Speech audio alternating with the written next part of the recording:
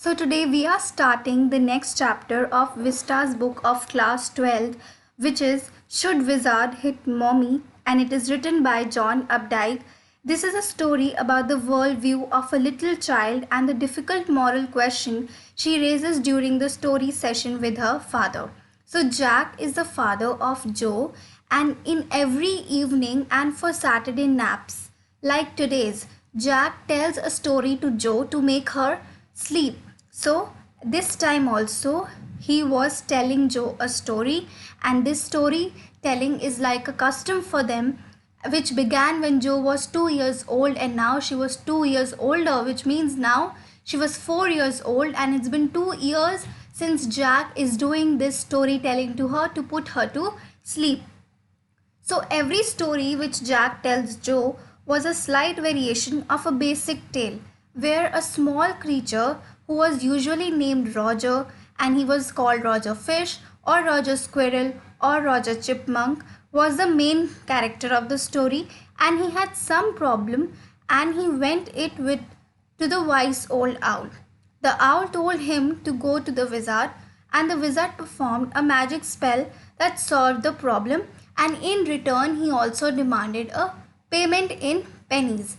Now, in every story, Roger had less amount of pennies than demanded by the wizard, so the wizard also told him from where to get the rest of the pennies. So, he got rid of his problem in the end of the story, and he gets back to his house, and he waits for the train whistle that brought his daddy home from Boston. And in the end of the story, Jack also describes their supper, and with this, the story was over. So, this was the storytelling which Jack used to tell Joe every evening and on Saturday naps. But now, since Joe was growing older, she took a lot of time to go to sleep, and sometimes these storytelling measures were also a failure because they did not put Joe to sleep. Now, this time also, the little girl, she was ready for her father to describe the story, and the father was thinking of which story to tell this time. And she was sitting on her bed, she was tugging the cover, she was getting ready, she was very excited to hear the new story. She also had a brother, Bobby, who was 2 years old, and he was already asleep. And Jack came here to put Joe to sleep. Now Jack thought, and he finally named the creature Roger Skunk. It was a new animal this time, and Joe thought that she had heard about him, this animal, in the school. So Jack started the story by saying that once upon a time in a deep dark woods there was a tiny little creature by the name of Roger Skunk, and he smelled very bad. So this was the problem with the main character of the story, that he smelled very bad. And because of this, none of the other little woodland creatures would play with him, which made Joe very sad. She felt very sad after hearing this. Now, while Jack was telling the story to Joe that Roger was, he was smelly, the animals used to tease him, and they used to call him Roger Stinky Skunk. While telling this story, Jack remembered his own childhood humiliations. What were this humiliation which Jack faced in his childhood?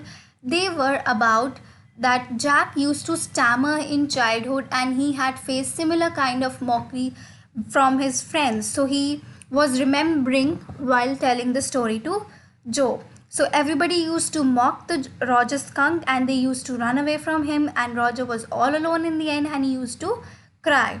Now, Joe knew that every story was a slight variation, so she said, "Won't he see the owl?" She was very excited to hear the next part of the story, and Jack felt the covers tug as her legs switched tensely, which means she was getting excited, and he was pleased with this moment. Why was Jack pleased with this moment? Because he was the one who was telling her the story, something that she must know about the story, like what will happen in the next part, and he had no wish to hurry on.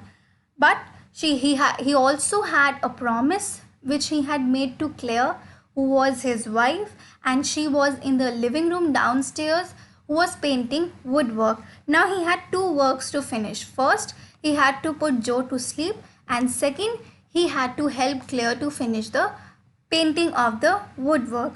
So, Jack was very happy to see her excitement, and he proceeded with the story by saying that he went to the wise old owl with a very sad face, and he told the problem to the owl. And he said that Roger asked, "What can I do?" Roger Skunk said, and he cried very hard. So he went to the owl, he cried very hard. Joe excitedly screamed, "The wizard, the wizard." So Joe knew what was the next part of the story, and Jack got irritated as this. He said, "Daddy's telling the story. Do you want to tell Daddy the story?" So here, where you see a lot of instances where Jack tries to dominate the story, where he tries to control Joe by saying that she is dependent on him, and this is the male chauvinism. In the last lesson, also, we learned about linguistic chauvinism. Here, the story, the male chauvinism has been told, where Jack is a kind of a man who likes that the other people should hold on to his words and they should be dependent on him, especially his daughter and his wife, who one is waiting for him for to complete the painting of the woodwork, and the other one is equally dependent to listen to the story. So he was a kind of a mindset, he had a kind of a mindset that he was a male dominant of his family and everybody was dependent on him, so everybody was holding on to his words. So he a lot of times says like, "Daddy is telling the story and you should let Daddy tell the story because it is Daddy's story." So further, moving further with the story, now she asked a question like, "Are magic spells real?" Before that, Jack already told. Now the owl advised Roger to go to the wizard. So she asked a question, "Are magic spells real?" So in between the story, Joe usually asks such questions, moral questions, which we already read before. So this was a new phase, just this last month, a reality phase. When he told her spiders eat bugs, she turned to her mother and asked, "Do they really?" So, whenever Jack used to tell her something, she used to counter question that, and this was again the question. So, Jack answers, "They are real in stories," because he didn't want to give a false hope to Joe. So, that's what had happened, and now the Roger Skunk, as advised by the owl, he goes to the wizard. He passes the way to the wizard's house, and he reached the wizard's house. And this was the favorite part of Jack, where he used to imitate the wizard's voice. He was its own favorite effects. He did it by scrunching up his face and somehow whining through his eyes, which felt for the interval rheumy. He felt being an old man suited him.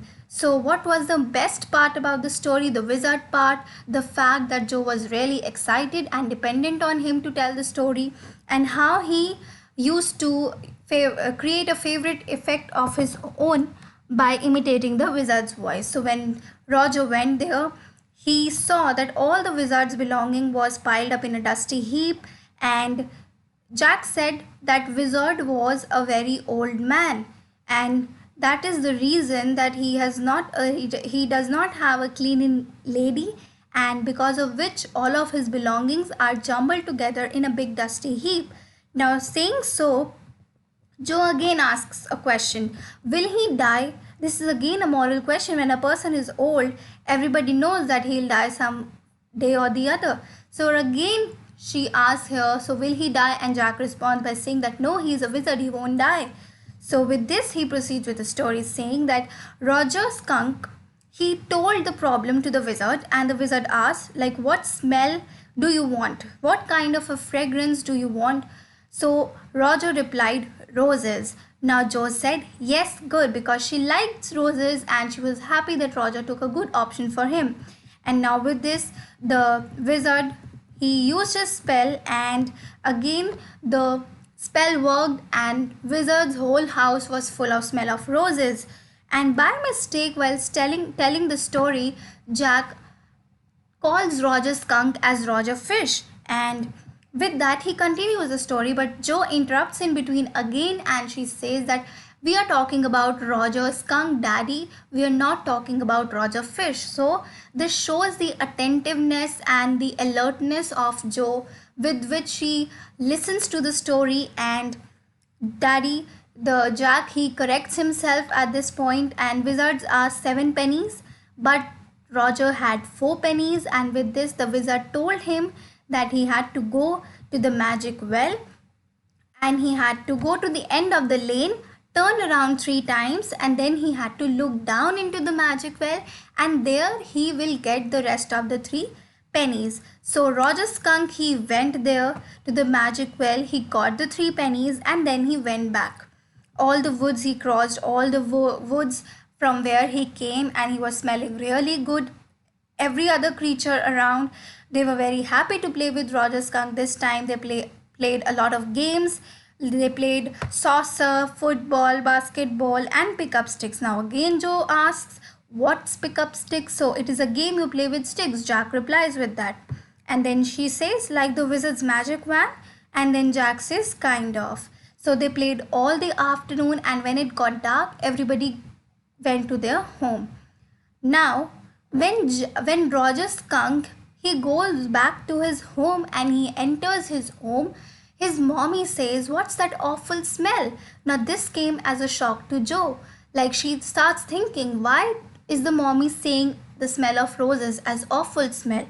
So Roger tells her mom, tells how he went to the wizard and how he got himself the smell of roses, and the mommy says instantly, we need to go back to that awful wizard.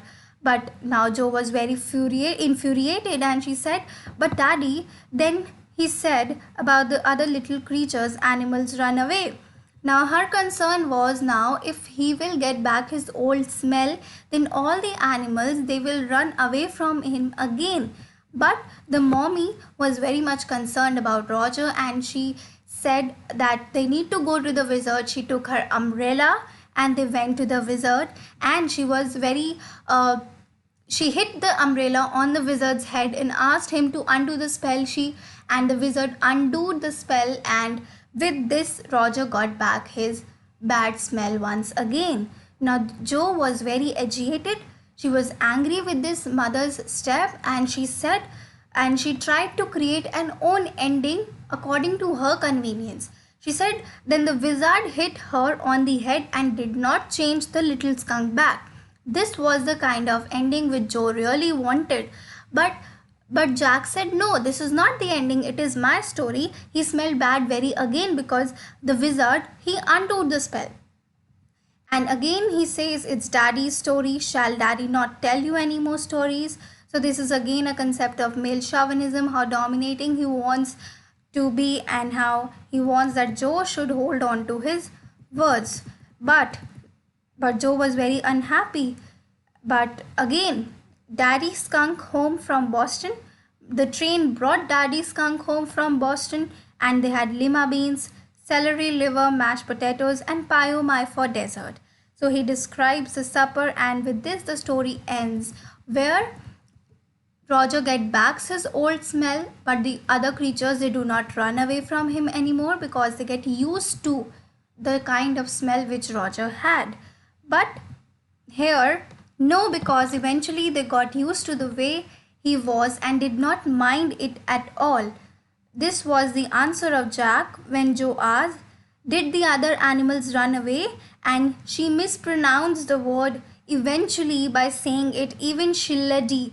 This was the mispronounced word, and in the end, she throws a remark. She says, that was a stupid mommy. She was very agitated with the mommy, and she was not happy with the kind of ending which Jack told, and now she was not ready to sleep also. She was very uncomfortable with the ending of the story. So she says, tomorrow I want you to tell me the story that the wizard took the magic wand and hit that mommy. Her plump arm stopped forcefully right over the head. And she again says, tomorrow you say that he hit the mommy. But Jack, he disagrees. He says, this is my story, this is my ending, and I have already ended the story. But she was very much concerned about hitting the mommy, and that is why the title of the story is Should Wizard Hit Mommy? It's a question to us, like, should wizard really hit mommy or not?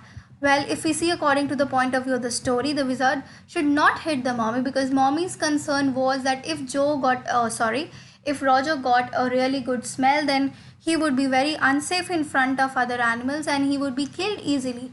So it was better if he had the bad smell. That was the mother's concern. But Jo, she did not understand at such a tender age that why the mother got him in the bad smell. So Jo did not sleep. The motive of Jack to put Jo to sleep was failed. It was a failure because she did not sleep. He came downstairs to help Claire and he shouted, "Do you want me to hit you to put you to sleep?" And this is the way when he came down, Claire said that was a long story because it took you really time. You took a lot of time to put Jo to sleep, but Jo did not sleep at all. So here we see that since we know that Jack was a male chauvinist person and he liked how people was holding on to him, he was a kind of a man with an orthodox thinking, and when he failed in both of his objectives to help Claire paint the woodwork and to help Jo put her to sleep, he failed in both of these things. So he found himself felt in an caught in an ugly middle position where he was unable to fulfill his duties.